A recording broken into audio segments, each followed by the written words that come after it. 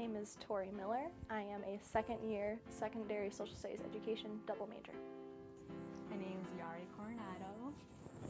My name is Brian Eugen. Hi, my name is Achinga Gutu. My name is Jaden Chubb. My name is Barbara Hernandez Walton. My name is Riley Mills. On campus, I am involved in the ASL department, so the ASL clubs, and we are going to be putting on Deaf History Month for combo credit.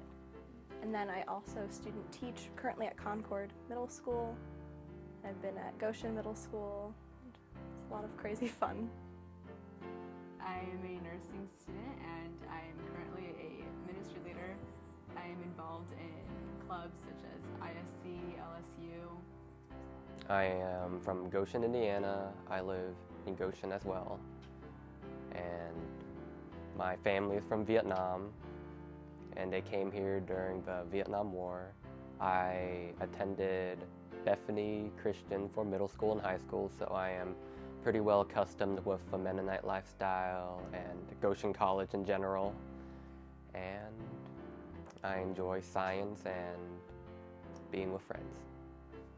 So I am currently a resident assistant on CRATS 1, and I am loving that because I really enjoy hanging out with my residents. I am also an international student leader, and I really like that because I am an international student from Kenya, and I like being the leader of the club because it allows me to create safe spaces for international students to feel happy and feel at home in the Goshen community.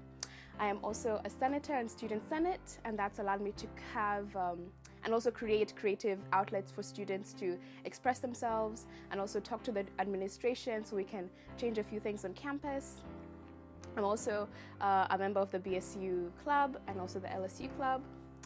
So yeah. I play soccer here at Goshen. Will be a four-year player next year. I work at STA, and I'm taking part in a few clubs across campus. My first year I was in commuter club, and then my second year I was an RA for CRATS 1, and I was involved in LSU and ISC and theater club. And now currently I have an off-campus job at a nursing home. So I am one of the 3 GSWA leaders here on campus, and I really love working with GSWA because it creates a safe space for women and non-binary students where they can come together and talk about things that are kind of gender specific or in some cases non-gender specific. So that creates a really, really fun environment and really welcoming and very kind of a spiritual space as well. I'm also involved with GCTV.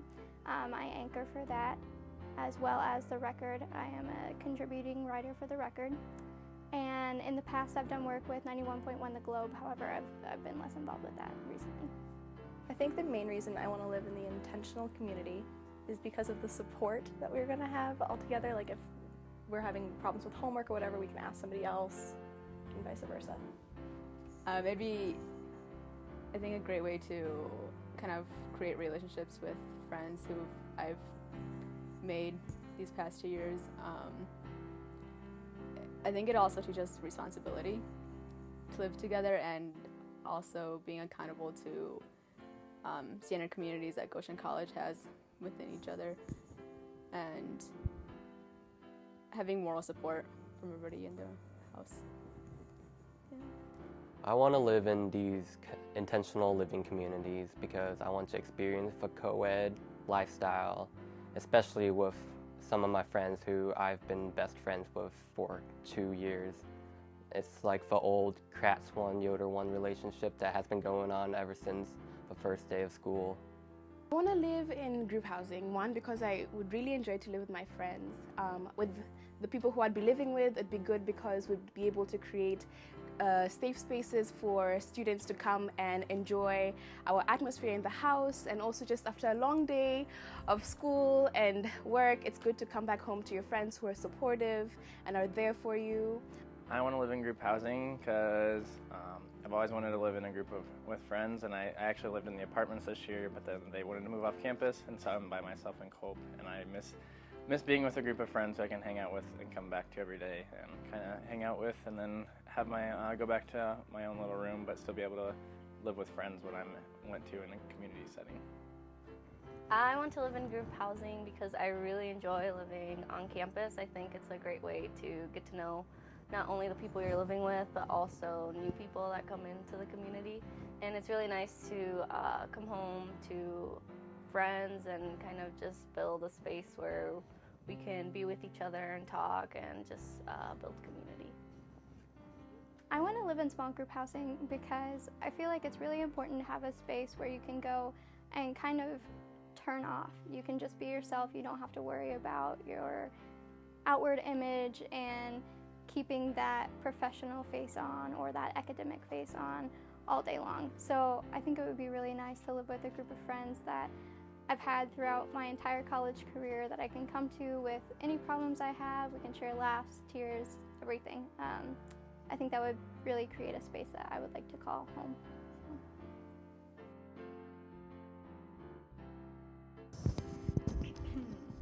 One of our group goals for community living is to open up our house to CAC or other clubs that might be interested as a event space for their events.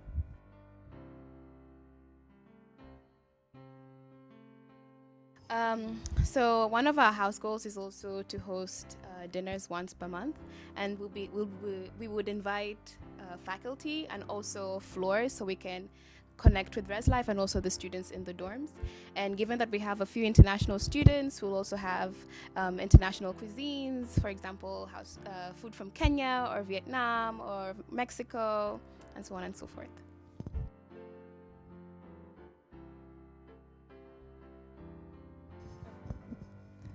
Our last goal is to create a space that is full of love and support, and just so that we all know that we all care about each other.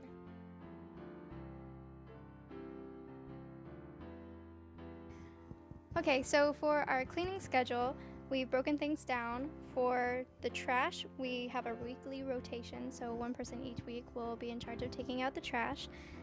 We have a daily rotation for dishes. We'll have 2 people on dishes, 1 to wash and 1 to dry. For the shared living space, that's like the living room areas, we'll have a weekly rotation for 1 person to vacuum and 1 person to sweep. For the kitchen, people are supposed to be responsible for themselves, so if you cook, clean up after yourself. For the restrooms, it's the individual responsibility because each group will be sharing a certain bathroom space, and it's up to that group to keep that restroom clean. I think that's it. And that's all.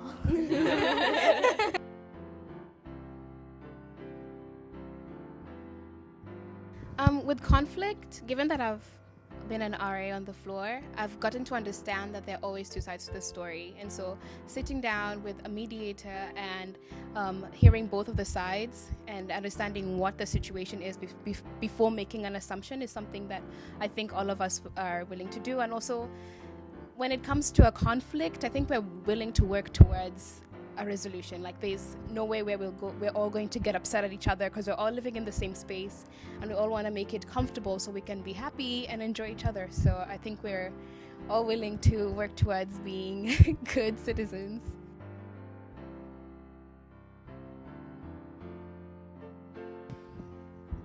When it comes to breaching community standards, we've came up with the best plan is to have only 1 person address it to the person who broke the community standards, so that way the person won't feel ganged up on.